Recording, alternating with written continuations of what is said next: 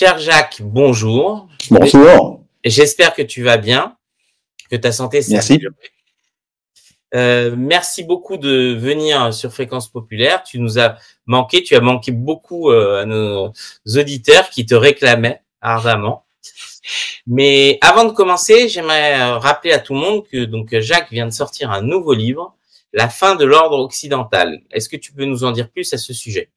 Oui, c'est un livre qui est consacré à la montée en puissance des BRICS. Alors, je dis tout de suite, c'est pas un livre de polémique, c'est en fait un livre où j'essaye d'établir comment cette évolution s'est produite. Je rappelle évidemment que les BRICS qui ont été constitués en 2005, au départ, cherchaient essentiellement à s'insérer dans l'ordre économique mondial tel qu'il existe encore actuellement, d'ailleurs en partie, sous l'effet des organisations occidentales, hein, les organisations qui sont issues du traité de Bretton Woods, le Fonds monétaire international, la Banque mondiale et l'OMC, qui n'est pas lui issu de Bretton Woods, mais qui dérive du GATT, qui est lui-même un dérivé de l'organisation du commerce qui était prévue par le traité de Bretton Woods et qui n'a pas pu se mettre en place parce que les États-Unis n'ont pas ratifié le traité de La Havane. Bref, donc les BRIC au départ, puisqu'il n'y avait pas encore l'Afrique du Sud, ne cherchaient qu'à s'intégrer de la meilleure manière dans ce système et que les pays occidentaux, alors essentiellement les États-Unis bien sûr,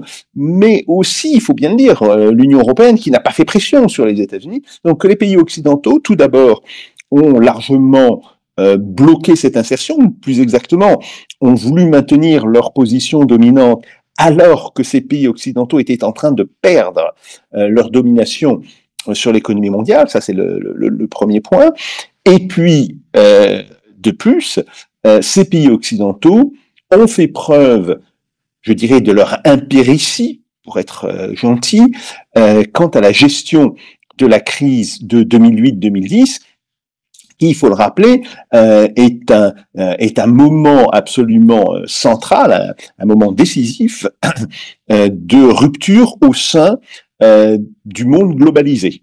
C'est vraiment la première crise de la globalisation, et c'est une crise dont, en réalité, on n'était pas encore sorti quand on a été touché par l'épidémie de la Covid.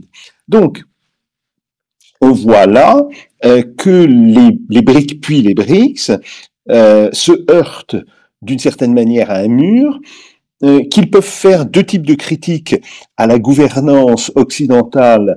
La première, c'est de dire, bah, écoutez, c'est une gouvernance inégalitaire puisque vous ne nous faites pas notre place, en particulier dans le cas de la Chine. La Chine va devenir la première économie mondiale en 2017, 2017-2018, bien, mais ils font une deuxième critique qui est à mon avis encore plus grave, qui consiste à dire mais de toute manière, vous ne savez pas gérer cette économie mondiale. Vous avez été incapable de maîtriser la crise. Normalement, cette crise qui est née d'une crise du marché hypothécaire américain n'aurait pas dû sortir des frontières des États-Unis. Vous l'avez laissé, d'une certaine manière, envahir l'ensemble de la planète financière. Donc, non seulement vous êtes injuste, mais en plus vous êtes incompétent. C'est, il faut le dire, une critique tout à fait dévastatrice. En particulier, cette critique sur l'incompétence. Et puis, dans les années 2010-2018, nous avons aussi le fait que les États-Unis ont décidé d'instrumentaliser le dollar à des fins politiques. La question de l'Iran, évidemment, les sanctions qui sont prises contre l'Iran, mais du fait du statut extraterritorial du dollar, les Américains en ont profité pour pénaliser des entreprises qui n'avaient rien à voir avec l'Iran, des entreprises européennes, allemandes, italiennes, françaises, etc. Et là, les pays de l'Union européenne ont manqué le coche. Il aurait fallu porter l'affaire devant le tribunal international de La Haye et dire les États-Unis n'ont pas le droit. Bien sûr, nous utilisons leur monnaie, mais les entreprises en question ne peuvent pas, n'ont pas de relation avec les États-Unis sur le contrat sur lequel porte le contentieux, et donc les États-Unis n'ont pas le droit de prendre des mesures extraterritoriales. Bref, ne le faisant pas, on connaît la formule, hein, qui ne dit mot consent, évidemment, les pays de l'Union européenne se sont dans les faits rangés derrière les États-Unis, et ça, c'est quelque chose qui a poussé les BRICS à aller beaucoup plus loin qu'ils n'avaient prévu au départ, et à passer d'une attitude où ils disaient grosso modo, hein, ok, faites-nous notre place, nous on veut pas casser le système, mais quand même reconnaissez que vous ne nous avez pas donné notre place. Bon, ils sont passés de cette attitude-là à une attitude qui consiste à dire désormais, nous allons mettre en place des nouvelles institutions, et ces institutions sont appelées à, je dirais, renverser ou remplacer les institutions occidentales existantes. Et je développe un exemple d'institution qui est importante, c'est la nouvelle banque de développement, la NBD en français, en anglais on dit la NDB, la New Development Bank, qui a commencé ses opérations en 2016. Alors, elle a été décidée en 2012, mais ça a mis du temps à se constituer, ce qui est assez normal d'ailleurs. Et qui aujourd'hui, avec d'ailleurs une banque chinoise, fait plus de crédits aux pays en voie de développement ou aux pays émergents que la Banque mondiale elle-même. Donc on voit bien que c'est une banque qui a d'une certaine manière supplanté la Banque mondiale et qui par ailleurs fait des prêts de stabilisation, non plus des prêts de développement, mais des prêts de stabilisation économique dans un certain nombre de cas. Et là, elle remplace, enfin disons, elle tend à remplacer désormais le Fonds monétaire international. Donc ça, c'est quelque chose d'extrêmement important.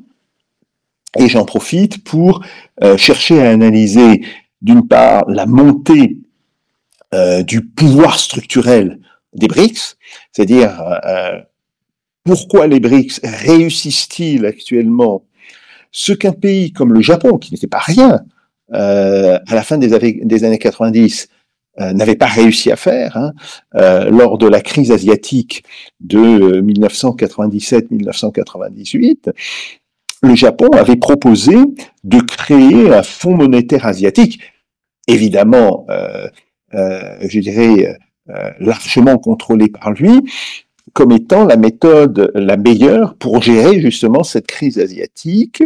Et il avait probablement raison d'ailleurs. On voit très bien que le Fonds monétaire international n'a pas été capable de gérer cette crise. Et les États-Unis ont refusé. Et les États-Unis ont dit au Japon, question que vous fassiez cela. Donc, en fait, et les Japonais se sont couchés, hein, ils ont annulé évidemment toute tentative de création de ce Fonds monétaire asiatique, et ça montre que fin des années 90, les États-Unis peuvent interdire à un pays ou à un groupe de pays, le cas échéant, de créer des institutions qui seraient alternatives ou qui seraient concurrentes, en réalité, aux institutions comme le Fonds monétaire international ou la Banque mondiale. Mais ce n'est plus le cas dans les années 2010. Et ça, c'est un point extrêmement intéressant. Donc, c'est une des choses que j'analyse. Et l'autre chose que j'analyse, c'est la stratégie générale des BRICS et comment elle a évolué. Et là, je fais référence aux travaux d'Albert Hirschman, qui est un grand économiste, bon, et qui expliquait que il y avait en réalité trois méthodes pour tenter, pour un pays ou pour une personne, hein, d'ailleurs, pour tenter de faire valoir ses droits. Soit on fait preuve de loyauté à la personne qui dirige ou au groupe dirigeant, et on dit, ben voilà, comme nous sommes un participant loyal, vous devez reconnaître aussi nos propres intérêts. Bon. Soit on proteste, alors il appelle ça la voice, voilà, grosso modo, on descend dans la rue, on fait des manifestations, ou au niveau international, on émet des protestations diplomatiques de plus en plus sévères. Et il y a une troisième méthode qui consiste à dire, ben voilà, ce système ne nous plaît pas, ne nous convient plus, nous sortons du système et nous tentons d'en constituer un qui soit différent. Donc c'est ce que Albert Hirschman appelait exit, voice or loyalty, la sortie, la voix ou la loyauté. Et d'ailleurs, il a écrit un livre qui a été traduit en français il y a de cela une quinzaine d'années. Bon, on connaît ça. Alors, ce qui est intéressant, c'est de voir que les BRICS sont passés d'une position de voice, on ne remet pas en question le système international, mais on cherche à le modifier, on cherche en tous les cas à ce que nos intérêts soient reconnus dedans, à une position de voice or exit, de voix ou de sortie. Donc voilà, si vous ne nous écoutez pas, nous pourrions créer des alternatives, et comme ça n'a pas suffi, à une position de sortie, d'exit, si c'est très bien, puisque c'est comme ça, nous allons créer des alternatives. Et le livre a été écrit avant le sommet de Kazan, mais en réalité, on voit bien qu'il y a toute une série de décisions qui sont prises au sommet de Kazan, dans le communiqué final, qui vont tout à fait dans ce sens, qui confirment ce que j'écrivais dans le livre ce printemps et cet été. Autrement dit, que désormais les BRICS et les pays qui sont, je dirais, alliés aux BRICS, les fameux pays partenaires, sont bien dans une logique de remplacement des institutions occidentales et non plus dans une politique de modification de ces institutions. Merci Jacques sur ce magnifique, on va dire, ça met l'eau à la bouche, si on peut dire ça comme ça, et donc j'enjoins tout le monde à acquérir ce nouveau livre, donc la fin de l'ordre occidental. Effectivement, ça résonne beaucoup puisque nous avons couvert le G20 et on a vu dans le G20 la puissance des BRICS à imposer au reste du monde certains agendas, et par exemple la puissance qui a dû surprendre un peu certains occidentaux, même du Brésil, a imposé la taxation des milliardaires pour la lutte contre la faim, etc. Chose que aucun groupe occidental n'avait réussi jusque-là. Donc effectivement, mais on va laisser de ce côté le livre parce que il faut que les gens puissent le découvrir aussi. Si tu racontes, ça ne va pas aider aux ventes. Et on va parler du premier sujet qu'on voulait évoquer avec toi. C'est qu'hier, le gouvernement a été renversé pour la première fois en 62 ans, la deuxième fois sous la Cinquième République, la Cinquième République. L'état des finances publiques est catastrophique. Les taux pour emprunter sont presque à 1%, et aussi en Allemagne, c'est catastrophique. L'économie est au plus mal. Selon toi, quelles vont être les conséquences de la motion de censure, de ce chaos politique, ou alors la catastrophe trouve-t-elle ses racines avant ce qui s'est passé hier? Bon, alors, il faut dire que la constitution de la Cinquième République, normalement, elle est faite pour ça. Elle est faite pour que, le cas échéant, un gouvernement utilise l'article 49.3, il peut utiliser d'ailleurs d'autres articles de la Constitution qui donnent à peu de choses près le même résultat, et en réponse, les partis présents au Parlement peuvent effectivement présenter une motion de censure. Donc, pour l'instant, on est dans une crise politique assez classique et il n'y a rien de dramatique. Là où quand même on est dans une situation qui dépasse cette simple crise politique, c'est que on ne voit pas émerger de cette situation une solution simple. Autrement dit, ce n'est pas simplement un conflit entre un gouvernement minoritaire et un groupe qui aurait la majorité à la Chambre, au Parlement, c'est en réalité la conjonction de forces opposées et de forces qui sont très souvent en conflit elles-mêmes entre elles, qui a provoqué cette chute. Et de ce point de vue-là, la nomination qui devrait être assez rapide, encore que avec Emmanuel Macron, il faut s'attendre à tout, bien. Mais disons la nomination d'un nouveau Premier ministre, qui est dans la logique des choses, le fait qu'on ne puisse plus dissoudre le Parlement jusqu'à la fin du mois de juin, ça aussi, c'est un point extrêmement important, parce que normalement, c'était l'équilibre. Ah bah, si vous votez la censure, moi je dissous. Bon, mais là, on peut pas le faire. On va être dans une situation assez compliquée, parce qu'il faut trouver des formes de compromis, non pas d'alliance, mais tout simplement de compromis sur des sujets précis, entre deux des trois groupes qui dominent l'Assemblée. Et comme, je dirais, la France insoumise, qui, d'une certaine manière, a hégémonisé une grande partie de la gauche, pour la raison très simple, c'est que sans l'alliance avec la France insoumise, il n'y aurait pas autant de députés socialistes. Ça, les socialistes l'ont parfaitement compris, il n'y aurait pas autant de députés écologiques. Ça aussi, les écologistes l'ont compris. Bon, la France insoumise ne veut pas faire de concessions, et elle prétend, avec ses 193 députés, alors que la majorité est à 289, elle prétend avec ses 193 députés que le pouvoir doit lui revenir. Et d'ailleurs, c'est pas la France insoumise qui a 193 députés, c'est l'ensemble du nouveau Front populaire, de la NUPES 2. Enfin, bon, évidemment, les forces du centre et de la droite, dont le Rassemblement national, ne sont pas d'accord. Et évidemment aussi, il faut tenir compte du fait que, en réalité, le premier parti de l'Assemblée, c'est pas la LFI, c'est le Rassemblement national.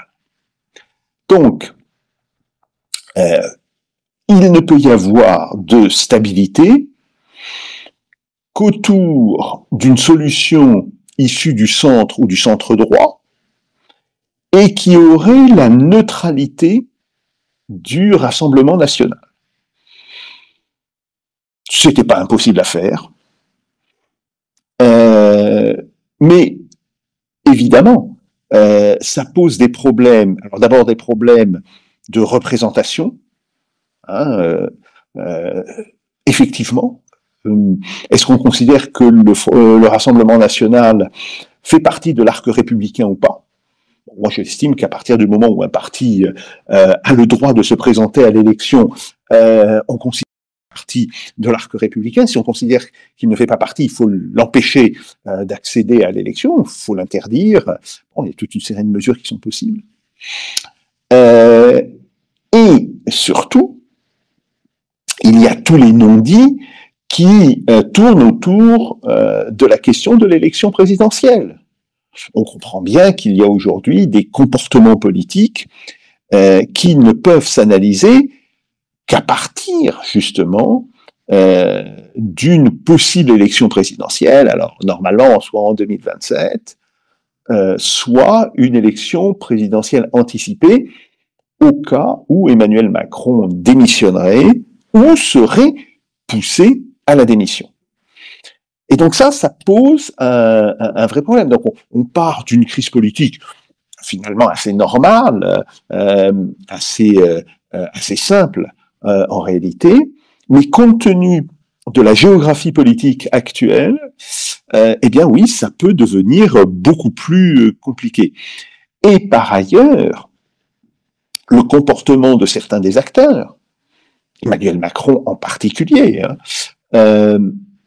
tend à concentrer cette crise politique autour de la question du président. Alors ça pose effectivement un problème extrêmement important, parce que, alors j'ai dit ce que voulait faire la France insoumise, mais on est en présence du même type de prétention du côté des anciens macronistes ou de Ensemble pour la République, enfin de ce qu'on appelle le groupe central, qui entend continuer sa politique alors qu'ils sont extrêmement minoritaires à la Chambre. Et donc ça pose un véritable problème, parce qu'on a aujourd'hui un système politique qui est probablement le plus instable possible. C'est le principe du trépied. Quand on a trois forces, aucune n'étant capable d'assumer le pouvoir par elle seule, et qui se prétendent incompatibles avec les deux autres, on est à la merci d'alliances conjoncturelles de deux forces contre l'une qui peut faire chuter n'importe quelle combinaison politique. Alors, Jacques, justement, par rapport à ça, on a vu que les marchés financiers avaient l'air assez sereins, malgré la période d'incertitude. Est-ce que tu ne penses pas que les marchés vont aggraver les taux d'intérêt sur la dette et en profiter, voir cette instabilité comme une aubaine ou pas? D'abord, il ne faut pas raisonner comme si les marchés financiers, c'était une personne. C'est beaucoup plus compliqué. C'est des fonds d'investissement, c'est des grands investisseurs, bon, etc. C'est très souvent des grandes banques. Bon. Concrètement, pourquoi les marchés, pourquoi la bourse a-t-elle monté à l'annonce de la censure? Parce que toute une série d'acteurs se sont dit, bon, on ne paiera pas d'impôts supplémentaires, il n'y aura pas de nouvelles taxations, et puis on pense que tout cela va s'arranger dans les 2-3 mois qui viennent. Bien. Donc il y a pour l'instant une vision qui est, je dirais, modérément optimiste. Maintenant, effectivement, si la crise dure, admettons que Emmanuel Macron nomme un nouveau Premier ministre ou une nouvelle Première ministre, et que ce nouveau Premier ministre ne veuille pas faire les concessions nécessaires, grosso modo reproduise la politique de Barnier, il se heurtera au même problème. Et aujourd'hui, en réalité, soit on fait l'alliance, soit le centre fait l'alliance avec la gauche et l'extrême gauche, bien, mais clairement on voit qu'il y a là une incompatibilité en termes d'objectifs économiques, et il y a aussi, il faut bien le dire, un problème qui est posé par le comportement de la France insoumise autour du soutien à la Palestine, parce que c'est ça aussi l'un des non-dits. Si la France insoumise était sur la position qui était celle de la campagne présidentielle de Jean-Luc Mélenchon en 2017, il y aurait beaucoup moins de problèmes pour arriver à un accord. Et à la limite, on peut en réalité concevoir qu'on ait un gouvernement dont on sait très bien qu'il ne durera pas la législature, mais un gouvernement qui puisse durer quelques mois, qui puisse faire passer un budget, avec des concessions qui sont faites, et une France insoumise qui dise nous allons soutenir le gouvernement tant qu'il mettra en œuvre ces mesures, même si nous ne demandons pas à participer au gouvernement. Le soutien sans participation, c'est un grand classique dans la vie parlementaire. Mais le problème, c'est que la France insoumise multiplie les provocations qui ont rendu de fait ce scénario absolument impossible.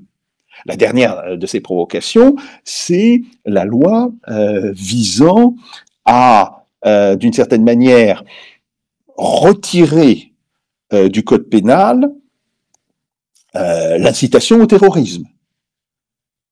Et ça, c'est quand même, dans un pays qui a été, comme le nôtre, frappé plusieurs fois par le terrorisme de masse, c'est quand même assez incroyable qu'on l'ait fait. Bon.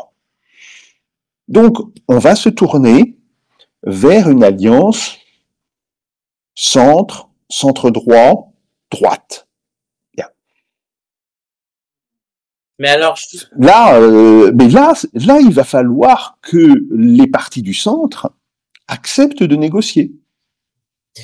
mais alors justement, Jacques, est-ce que, puisque si on écoute les différents parlementaires qui se sont exprimés hier devant l'Assemblée, on alterne avec, on va dire, que des visions de mauvaise foi. Est-ce qu'on peut remettre un peu d'ordre dans tout ça et est-ce que tu peux nous répondre? Est-ce que on est vraiment en récession aujourd'hui ou est-ce qu'on va y plonger ou est-ce que c'est juste une fable contée pour essayer d'imposer d'autres contraintes? Alors, d'un point de vue économique, nous ne sommes pas en récession, il faut le dire. Et normalement, ce qui avait été prévu par l'INSEE, c'est la continuation d'une faible croissance, mais d'une croissance néanmoins. Enfin, bon, grosso modo, on va faire autour de 1%, peut-être un petit peu moins en 2024, et l'INSEE tablait sur 0,8-0,9% pour 2025. Mais c'était évidemment avant la censure du gouvernement Barnier. Et il faut rappeler une chose, cette très faible croissance, elle est obtenue alors que nous avons un déficit budgétaire de 5,5%. Normalement, un déficit budgétaire de cet ordre-là devrait engendrer les conditions d'une croissance beaucoup plus forte. Donc, il y a un problème dans l'économie française qui est qu'il y a des forces dépressives dans l'économie française, qu'on connaît bien, on les voit régulièrement à l'œuvre, qui font que il va falloir faire des déficits toujours plus importants pour maintenir la croissance. Donc ça, c'est un problème central. C'est un problème absolument, absolument central, d'autant plus que sur 2025, le principal partenaire de la France, l'Allemagne, hein, ça fait depuis 1914, hein, depuis le début du XXe siècle, c'est comme ça. La France est le premier client de l'Allemagne. L'Allemagne est le premier client de l'économie française. Bien, l'Allemagne est elle en récession. Et non seulement on parle d'une baisse du PIB, mais il y a des plans de licenciement extrêmement importants. Par exemple, ThyssenKrupp, qui est le géant de la métallurgie allemande, annonce qu'il va licencier 11 000 personnes. Or, il faut savoir que chaque fois qu'une très grande entreprise comme cela annonce des licenciements, on a ce qu'on appelle les licenciements induits. On a des licenciements dans le secteur des services, les magasins qui ferment, bon, etc. Et donc, on peut penser qu'il peut y avoir un licenciement induit, voire peut-être 2 licenciements induits pour chaque licenciement initial. Bref, l'Allemagne est en crise, elle est durement en crise, et de ce point de vue-là, tant que nous n'aurons pas répondu, ou je dirais réglé la question de ces forces dépressionnistes qui nous tirent vers le bas, soit on maintient un déficit extrêmement important, et là on comprend que ça ne sera probablement plus possible à relativement court terme, soit on accepte, nous aussi, d'être en récession. Donc c'est ça le choix dans l'immédiat. Alors, le gouvernement, quand Barnier était encore Premier ministre, ce qu'il avait proposé, c'était un mélange d'économie et de nouveaux impôts. Je dis pas qu'il faut pas de... Il peut être nécessaire de faire de nouveaux impôts, mais il faut un petit peu réfléchir d'un point de vue macroéconomique et pas, oui, telle taxe, on peut la monter, on peut la laisser. Bon. Si on augmente les impôts, on prélève du revenu, on prélève de la liquidité sur l'économie. Bien. Alors, les impôts, c'est une machine à redistribuer. Il faut savoir, globalement. Donc, on prélève sur un certain nombre d'acteurs et on va l'attribuer à d'autres acteurs. Très bien. Ces autres acteurs, qu'est-ce qu'ils consomment? Est-ce qu'ils consomment des produits français ou des produits importés? S'ils consomment des produits importés, ça fait baisser le PIB. Et c'est ça le problème. Donc en réalité, quand on est dans la logique Robin des Bois de la France insoumise, où on dit on va prendre aux riches, on va donner aux pauvres, super. Qu'est-ce qu'ils consomment les pauvres? Ils consomment essentiellement, pour l'instant, des produits importés. Donc si vous faites ça, vous aggravez la récession en réalité. Donc c'est un problème, je dirais, existentiel, tout à fait important. Alors, dire oui, mais il faudrait faire en sorte